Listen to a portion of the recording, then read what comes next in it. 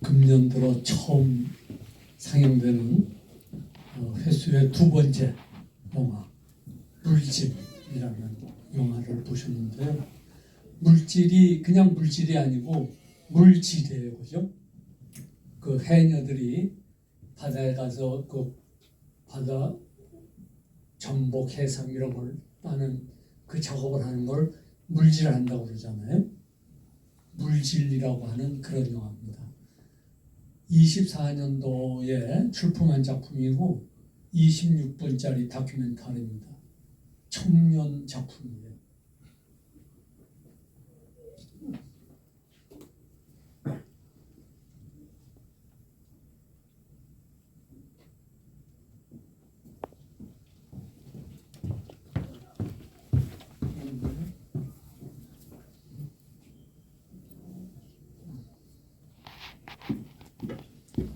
감독은 유영은 감독이라고 서울을 기반으로 활동하는 감독으로서 실제 인물의 이야기 그리고 다양한 문화를 섬세하게 담아내는 작업을 이어가고 있다고 소개되고 있습니다.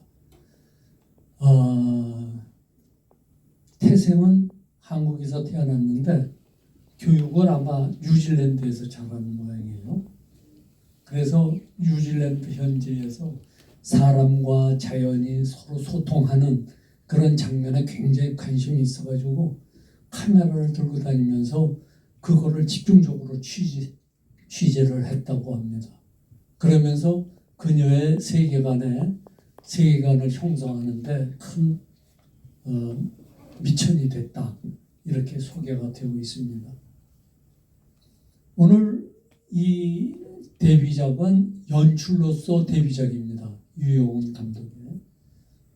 물질은 바다와 교감하면서 살아가는 한 해녀의 이야기인데요. 어떻게 보면 다큐멘터리이기 때문에 하루의 일상을 갖다가 그대로 카메라에 담은 겁니다. 한 해녀의 내면 세계를 통해서 인간과 자연과의 어떤 교감을 맺어가면서 살아가고 있는지 그것을 갖다가 표현하고 싶었다고 이야기를 합니다. 그 밖에도 여러 가지 작품들이 있습니다. 내용을 이렇게 살펴보면은 평생을 바다와 함께 살아온 77세 해녀 양영삼 해녀입니다. 77살. 알츠하이머로 해가지고 자꾸 그 기억이 지금 쇠퇴해가는 그런 과정입니다. 그렇지만 그럼에도 불구하고 용감하게 매일같이 바다에 나가서 물질을 하고 있죠. 기억은 희미해도 몸이 그 바다를 기억을 하고 있다는 거죠. 그녀가 쌓아온 삶의 깊이와 바다에 대한 사랑은 고요하고도 강하게 관객의 마음을 흔든다. 이렇게 이야기를 하고 있습니다. 그래서 이 카메라는 지금 사실은 이 해녀의 뒤를 쫓아가면서 그 사람의 일상생활을 촬영을 해가면서 그 해녀가 자연과 어떻게 교류를 맺으면서 생활하고 있는지 또 어떻게 공존하면서 살고 있는지 하는 걸 갖다가 카메라로 담아낸 다큐멘터리죠.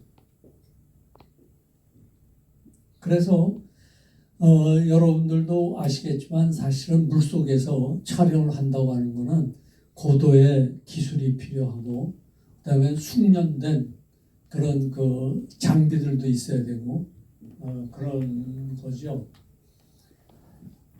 저는 이것이 과연 우리에게 무엇을 얘기해 주려고 했었을까, 이 감독이 이 작품을 통해 가지고. 그래서 저는 이걸 갖다가 두 가지로 이렇게 분해를 해봤어요. 다시 말하자면 물 밖에서의 생활, 그러니까 우리의 일상생활 같은 그 물 밖에서의 삶과 물 속에서의 삶, 이렇게 둘이 이렇게 이원화되어 있는 걸 갖다가 느끼겠더라고요. 그래서 그거를 나눠서 한번 살펴보니까 물 밖에서의 삶은 우리가 지금 살고 있는 모습과 하나도 다를 게 없어요. 그래서 농사 짓고 부엌에서 요리를 하고 그다음에 장에 나가고 그리고 물속에서 사시는 분들이 어떻게 머리는 해서 뭐 하는지 좀 이해가 안 가는데 그런 것도 있고 그다음에 그 매니큐어도 치르는 장면도 나오죠. 이런 걸로 봐가지고는 농사짓고 뭐 이런 것들로 봐가지고서는 우리의 일상과는 크게 다른 그런 부분이 없는 것 같아요. 그런데 그 다음에 걸 보면은 물속에서의 삶은 완전히 물 밖에서의 삶과 완전히 동떨어져 있는 것을 느끼죠. 우리도 바다나 이런 데 가보셨을 때 여러분들 물속에 머리를 잠근 적이 있었지 않습니까?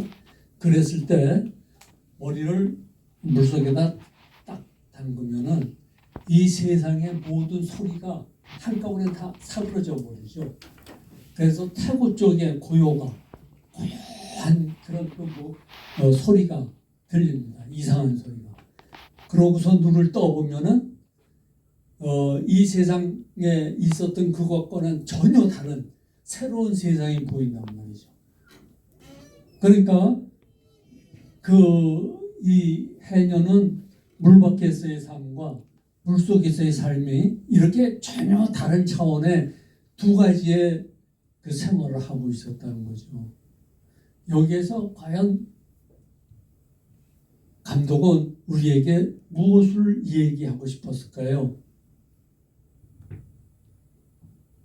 아마 눈치채신 분들도 있으시겠지만 우리가 일생 동안을 살아가면서 젊었을 때까지 또 은퇴하기 전까지는 그럭저럭 이렇게 살면서 물 밖에서 이제 생활을 했다고 하면은 은퇴하고 난 후에 노령의 삶에 들어가면서 혼자 살게 되고 또 주변에 있는 사람들 다 떠나가지고 나 혼자 있을 때 그때 마주 보게 되는 그 새로운 삶, 그것이 물속에서의 삶이 아니었을까, 그걸 이야기하고 싶지 않았을까, 그런 생각을 해봅니다.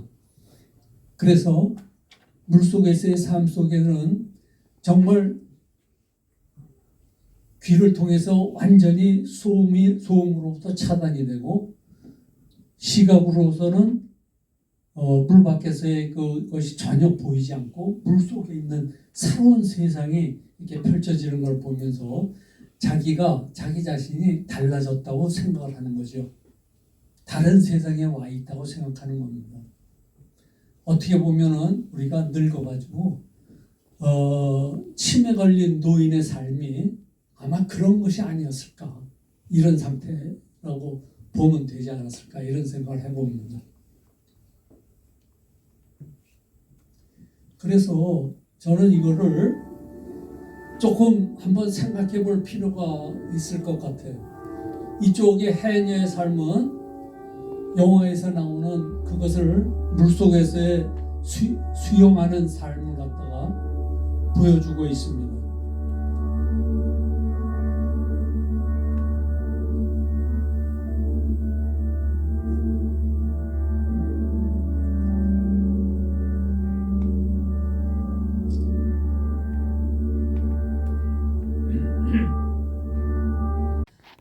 해녀가 그 물질하는 모습이 어떻게 보면은 그림과 같이 평화롭고 또 얼마나 그 아름답게 보입니까, 그렇죠? 저는 저걸 보면서 하늘에 나는 학의 모습하고 아주 너무 흡사하다고 생각을 했어요. 그래서 여기에는 지금 동영상에 나오지 않아서 그런데 그 창공을 나르는 학, 그다음에 그 여러 백조들이 물이 떼지어서 물이 지어가면서 그 유영하는 모습, 그것이 옆에 해녀가 바다에서 유영하는 모습과 아주 닮았다고 생각이 됩니다. 굉장히 아름답게 봤거든요. 사실은 이 영화가 본선에 진출하면서도 굉장히 그 중요한 저기를 받아서 각광을 받았었던 것도 사실은 이런 영상미가 뛰어나다고 해서 사실은 이게 받은 거거든요. 그 대책이 없는 사람들, 지저분하고 냄새나고 이런 사람들로서 매도를 하고 멀리하려고 하는 그런 생각을 지워버리기 위해서라도 우리 자신도 그런 데서 탈피하기 위해서 사실 이런 그 이상적인 그런 모습을 자기가 그리고 있어야 된다는 거죠. 사실은 이 감독은 그걸 이야기를 하고 싶었을 거예요. 그래서 그 사람들이 병들고 늙고 홀로 되고 고독 속에 빠져 있고 가난하고 뭐 이런 여러 가지 그 부정적인 의미가 있지만은 그러나 실질적으로 그 사람들의 내면 세계를 보면은 이 물속에서 그 유영하는 해녀의 모습이라든가 상상의 나래를 필 수도 있다. 우리가 그렇게 살아야 되지 않겠느냐 하는 그런 뜻에서 여러분들에게 제시를 해주고 싶었었던 겁니다. 오늘 다 보여드리지 못해가지고 실질적으로